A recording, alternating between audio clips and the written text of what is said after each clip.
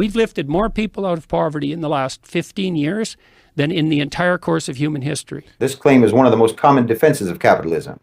And as you might expect, it is deliberately a misdirection. I mean, even if we concede, just for the sake of argument, if we concede that capitalism has saved hundreds of millions of people from poverty, which is actually something that they've only started to say recently because they want to give capitalism credit for what China has done, for how many people China has lifted out of poverty. They want to give the credit for that to capitalism.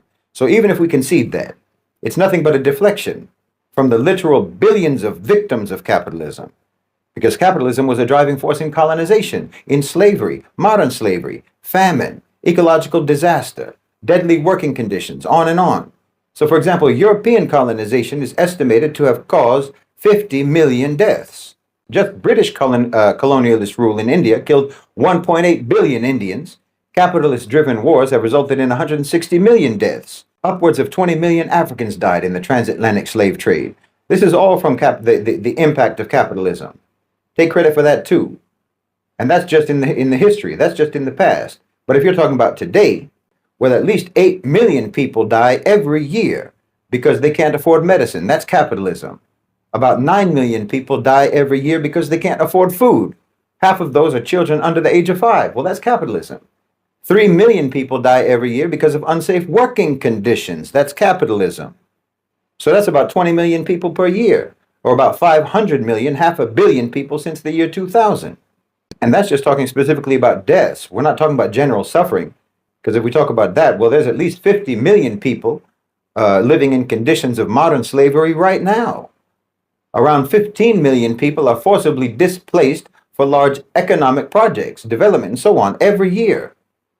That's capitalism.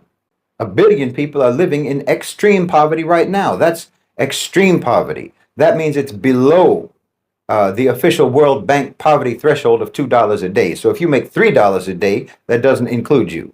854 million people are undernourished today because food prices are too high. That's capitalism. Over 2 billion people lack access to essential medicines due to high costs. That's capitalism. I mean, I could go on. And like I said, the World Bank set the international poverty line at around $2 a day. And anyone earning anything above that is technically considered to have been lifted out of poverty. So yes, if you make just $2.50 per day, capitalism has rescued you. It's a deliberately low standard designed to make the numbers look better. It doesn't reflect any meaningful improvement in their lives.